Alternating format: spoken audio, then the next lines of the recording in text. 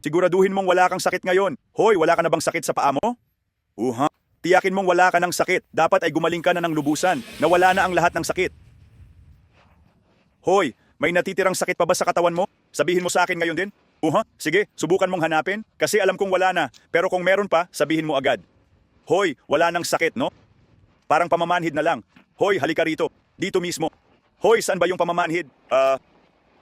Kaliwang paa, kanang paa, alin? Dito, sa mga binti ko. Sa mga binti mo? Oo, panoorin mo to. Ama, salamat po ngayon. Inuutos ko, pagalingin siya sa mga binti niya. Inuutos ko, alisin ang paninigas at sakit sa mga binti niya. Salamat Panginoon sa apoy na dumadaloy sa mga binti niya. Luwagan ang tuhod, likod, leeg at gulugod niya. Alisin ang sakit sa lahat ng paa niya. Hoy, tingnan mo ang paa mo. Siguruhing wala ng sakit. Kumusta na ngayon? Ayos, oo. Hoy Jesus. Hoy, naramdaman mo ba yung biglang lakas? Oo. Hoy, parang bago. May konting kirot pa, may kakaiba. Si Jesus kasi. May natira pa. Sige, tingnan. Uy, may birthday cake ako. Tingnan mo, meron akong... Bibigyan kita ng Biblia. Bibigyan kita ng Biblia. May soda ako dito. May ilang soda ako. Pwede kitang bigyan ng malaki. Alam mo ba, may jacket ako sa kotse. Gusto mo jacket niya?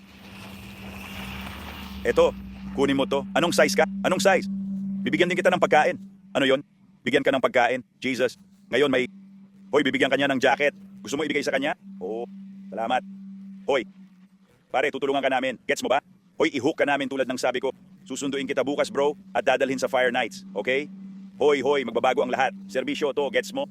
Tulad ng sabi ko, puspos ito ng banal na espiritu. Hoy, yung banal na espiritu sa'yo ngayon na gumagalaw sa katawan mo. Oo, inalis nito yung kaunting sakit sa binti mo sa loob ng 15 segundo. Hoy, di ba yung kakaiba? Hoy, bigyan mo ko ng mabilis na patotoo.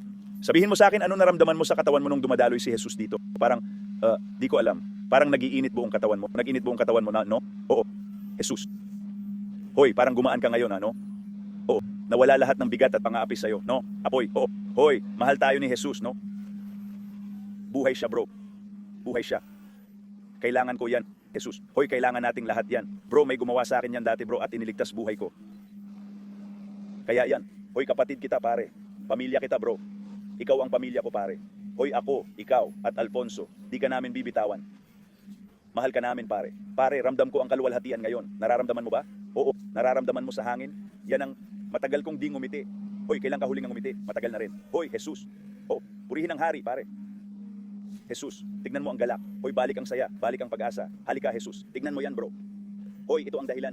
Hoy, ganito ang tunay na Kristiyano. Nagmamahal kahit saan, sa Walmart, gasolinahan, nagpapakita ng pagmamahal at kabutihan. Sa akin, buo akong sumusunod kay Kristo, may kapangyarihan ng Espiritu Santo, supernatural. Hindi dapat walang lakas ang simbahan. Hoy, di dapat walang lakas, bro. Lahat tungkol sa buhay ni Jesus ay supernatural, pare. Bumangon siya mula sa patay, bumuhay ng patay, pinatigil ang panahon. Sabi niya, sumunod tayo sa kanya. Kung ano siya, ganun din tayo. Yan ang ebanghelyo, pre. Yan ang ebanghelyo, kapatid. Mahal kita. Purihin si Haring Jesus. Buhay si Jesus, pare. Pre, may magandang jacket para sa'yo dyan, tay. Suotin mo. Sandali lang. May iba pa akong pagkain dito, pre. Teka lang. Tingnan ko. Salamat, Jesus, pare. Kita mo, Alfonso, sabi ko sa'yo, bakit kailangan kong pumunta sa Walmart para sa kanya at sa 6 pa. Jesus, grabe, sumabog ang Espiritu Santo dito. Halika. Cancer, bumalik ka sa impyerno. Isang kapatid na ibalik sa kaharian ng Diyos. Wala nang hihigit pa rito.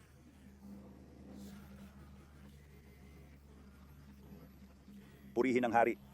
Bagong kaluluwa gumaling, pinalaya sa pangalan ni Jesus. Anak, sabihin mo, purihin si Haring Jesus. Purihin ang hari. Buhay si Jesus.